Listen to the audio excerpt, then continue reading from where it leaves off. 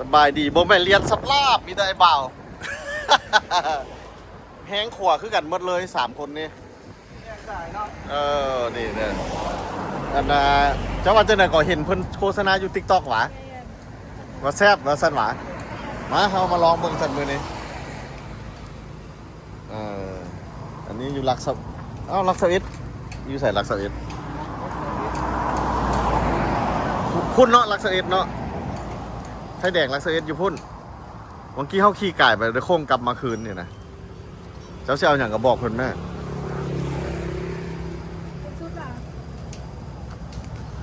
โอ้มันมีหลายโหมดด้วยนี่นะ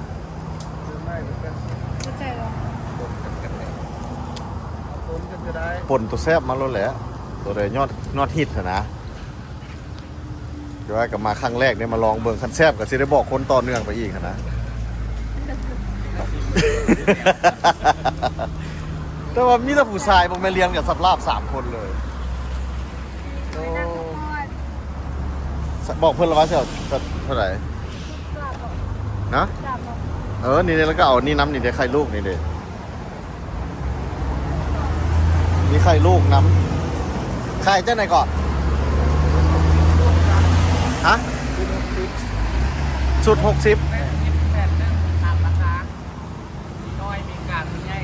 โอ้เบิ้งเขาสิกินจะคนเขา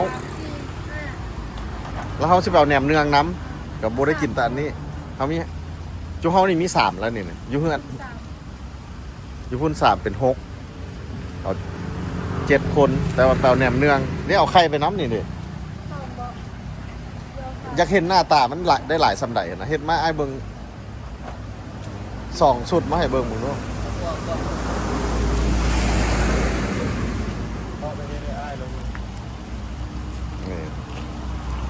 แต่แซ่บของเพิ่นนี่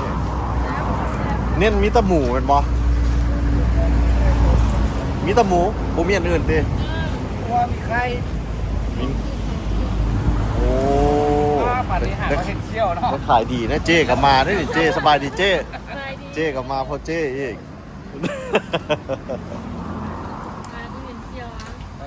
ลงมาดีกันเชี่ยวมือคนลงรถมีอันนี้นำใจนี่อย่างอันนี้โอ้โธ่เป็นนี่อย่างอันนี้ปัดนี้นะเป็นไง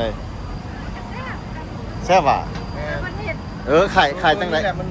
ขายจังไหนอันนี้อันนึง10,000อัน10,000เอาจัก5 อันเนาะอันนี้ขายจังไหน10 1 60 10 1เอา10 1ลองเบิ่งอันนี้ซอยบ่นี่ซอยเห็นไหมมีตำมะฮุ่งน้ำบ่มีครบเลยได้ตำยูเงินก็ได้ตำอยู่เพื่อนหมาตำเงินก็ได้มีเวลาโทรไปเช็คมึงเนาะตำทะลอกตำทะเลมีครบโอ้มีครบแล้วเบิ้งนะคันบ่มีแล้วกินข้าวสวยเลยเนาะ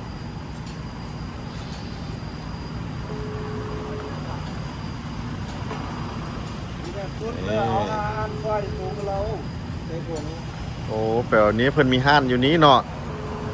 เมียขายอยู่ในผัวขายอยู่นอกนั่นคือบ่ผิดด้วยนี่เอาละว่าปิ้งน่ะ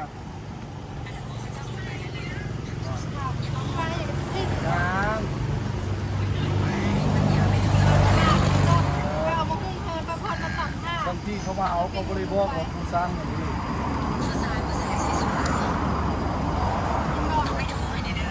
เอาจากคูซ้อมคูบอก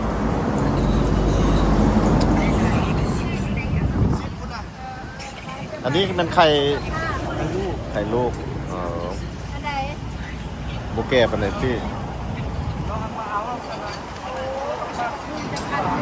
ใส่อันอ้ายสั่งอันนั้นสำหรับของตัวของอ้ายฮะ61ขนาดจะกำเบอร์แก้กับเบอร์อ่อนปนกันอยากคนมาโอเคลองเบิ้ง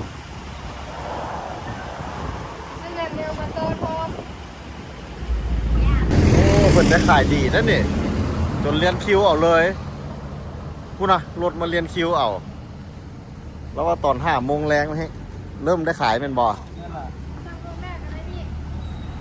เดี๋ยวนี้มัน 2 โมงปลายสวยตอนนี้5 โมงแรงคนซื้อไปกินเพื่อนด้วยเนาะโอ้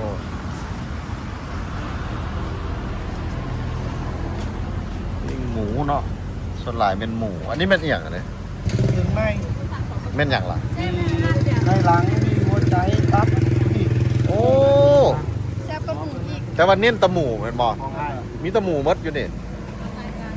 ไก่หลังตับไตใส่พุงครบหมดอ่า เก่า มาของอ้ายโอ้ไวดีเนาะเป็นเท่าไหร่ 290,000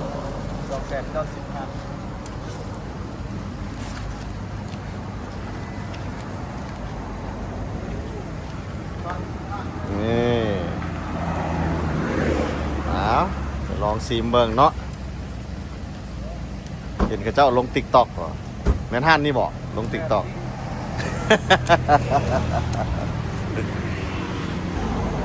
เอากลับเด้อแบบนี้นะไปลองเบิงโอเคเอาหลังจากขี่มาห้านหูหมูเมื่อกี้อยู่รัก21กายไฟแดงรัก21มาน้อยหนึงระวังไข่ตุก็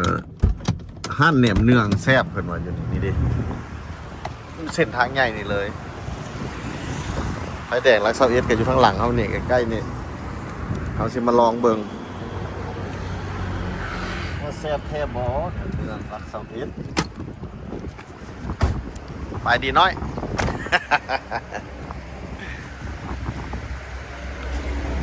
บุญล้อมโอ้ชุดหนึงเท่าไหร่น้อย นี่หน่อยลูกพริกตังชิ้นพร้อมแดงก็ ตัวน้อยมีได้จักท่อนใหญ่ได้10นี่ชุดเท่าไหร่เอาตัวใหญ่หั่นแหละเอาเมื่อ แม่เพจุดนึงเด้อตลาดตลาด บ่สิเป็นหลายเนาะ10 อัน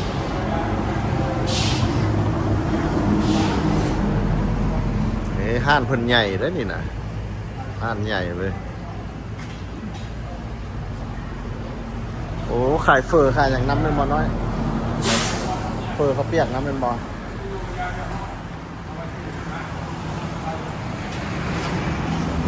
องศาให้เบิ่งโอ้ขายรถแต่ว่าเรารวยพุ่นนั้นหุ่นเฮือนเราทั้งหลังกำลังปลุกอยู่รวยหลายพุ่นนี้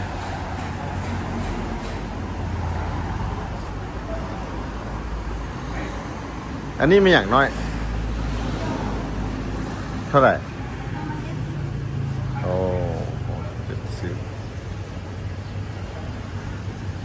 70อันนี้ให้อ้ายน้ำอันหนึ่ง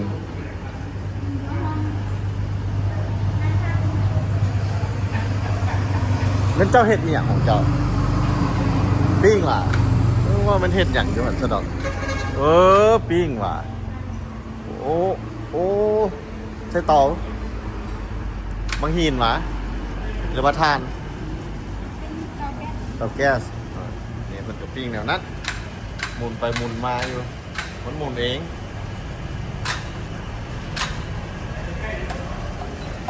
แล้วส่งคำสั่งไปทางหลังพุ่น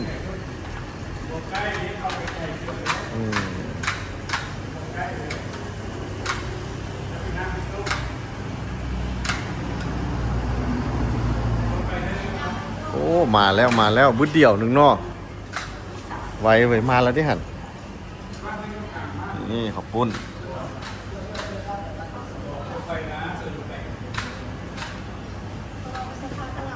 มาแล้วเรามาแล้วโอ้ประสานงานกันเอา10 อันฮ้อนๆมีซุปบ่ละหันฮ้อนๆแซ่บๆจะไปกินเลยแล้วนะนี่น่ะ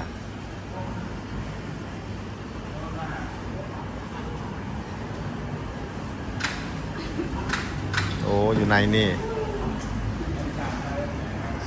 ได้10 อันเท่า200,000เท่าไหร่ก่อนเจ้าวะ 250,000 150,000ได้10 อัน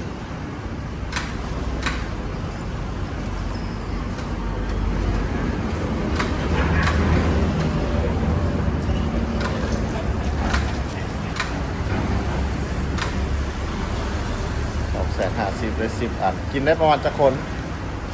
ประมาณ5-6 คนเนาะ ฮอดสมบ่ฮอดว่ะ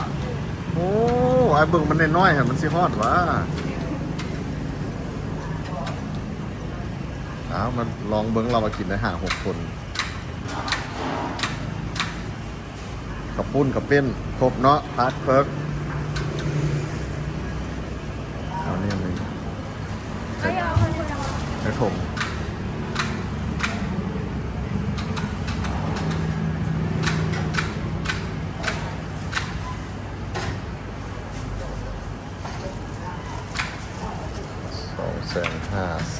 250,000 300,000สาว แต่ข้าว สอง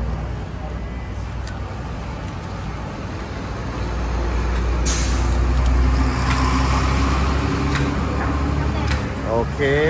มาเดี๋ยวลองเบิ้งแซ่บบอ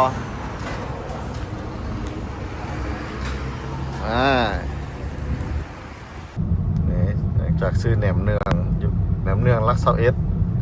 ขี่มาหน่อยนึงนี่ก็เอามาถ่ายให้เบิ้งรักเซา2นี่นะ กะเอาเลยวะ เอาเซาเอสแล้วก็เซา2เนาะ เบิ้งกำลังเฮ็ดทางไปฮอดใส่แล้วโซนนี้ยังบ่ได้เริ่มเนาะโซ ปู น ละดี ฮะ ปูละดี ใส่ ปูละดีแบบเขาเก็บรถลงไป อันนั้นยังบ่มีเลยอันน้ำมันนะน้ำเสียห้องน้ำเสีย เอาเขาโบใส่เลยโบใส่ตี อืม โบใส่ดังๆเนาะ เนี่ยบ่เห็นห้องน้ำเสียเลยนี่นะ เขาจะชิลาดยามสูงเลย เด้ต้องได้เห็ดนะห้องน้ำเสียบ่เห็ดจังไดนี่เด้เห็ดเลยเด้2 เบื้องเลย แถวเฮือนคนต้องได้เห็ดเพิ่นเห็ดทำเบิ่งนี่แถวบ่เป็นชุมชนแล้วเพิ่นบ่เฮ็ดขี่ไปน้อยหนึงกับมันไอ้แดงจะไปหับไอ้แดงนี่เด้อเนี่ยไอ้แดงอยู่หลัก27ผู้นั้นเราเอาควายดอนไปใส่หันมันมีความหมายยังเนาะมันต้องมีความหมายถูกป่ะเราเลี้ยงควายถูกป่ะฉันเขาไม่ค่อยความหมายของควายจะเป็นรูปหมาค่อยสิปั้นหมาไปใส่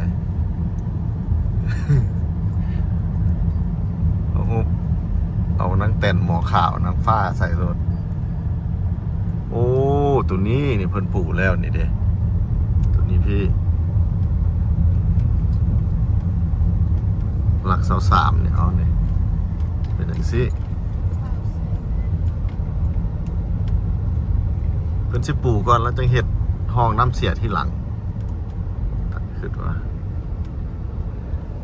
เดี๋ยวเบิ่งนั้น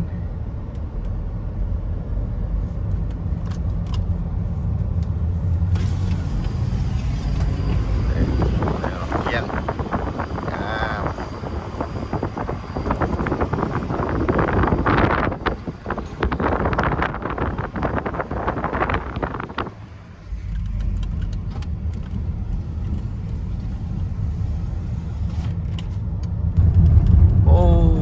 หวานหมดเลยนะคนดินคนอย่างมาฮอนรักอย่างละเนี่ยน้องน้ำฝน 50 โอ้หาปลายแล้วนี่ได้บ้างไหมแทงเนี่ยมันแทงน้ำเสียสูงเติบได้แทงเนี่ยมันนั้นคนก็จะค่อยดินมาอัดนี่เต็มหมดเลยนี่จนสูงเพียงเกือบแทงนี่แหละหลัก50 ปลายเด้อ13 ไต้ปัจจุบันเป็นอย่างซี่ถ้าเบิ่งปีหน้านี่อาจลาดรถนี่นะยามเพิ่นแล้วใส่มีแล้วให้เบิ่งหวะโอ้นี่เด้ยามใกล้สิทธิ์แล้วขึ้นมาเทิงนี้วัด ขั้นนี้ถือว่าแล้วฟังนี่ วัดแล้วเราสิมาเป็นจังซี่อันนี้ก็ต้องได้ใส่จักคนที่ใส่ไฟเยืองทาง ใช่ แต่ส่วนหลายมันต้องได้ใส่เลยส่วนหลายใส่โอ้ อ้มันอยู่เปี่ยวโพดน้องน้ำฝนดินอันนี้นี่หว่าเดี๋ยวตัวนั่นพุ่นแหละคักเนาะก่อนมันมาอยู่ยังเปี่ยวเนี่ยอันนี้ไก่หมูมวนพีประสาทแถวนี้สมัยละว้ายมาแล้วนะเปรี้ยวๆสิมันละเมนแล้วนะนี่มันไผสิไปซื้อดินอยู่ไกลพีประสาทอยู่ลาวเพิ่นบ่ซื้อนี่40คุณแต่จีนเนี่ยบ่สนเนาะจีนนี่ไก่เสร็จแล้วเลย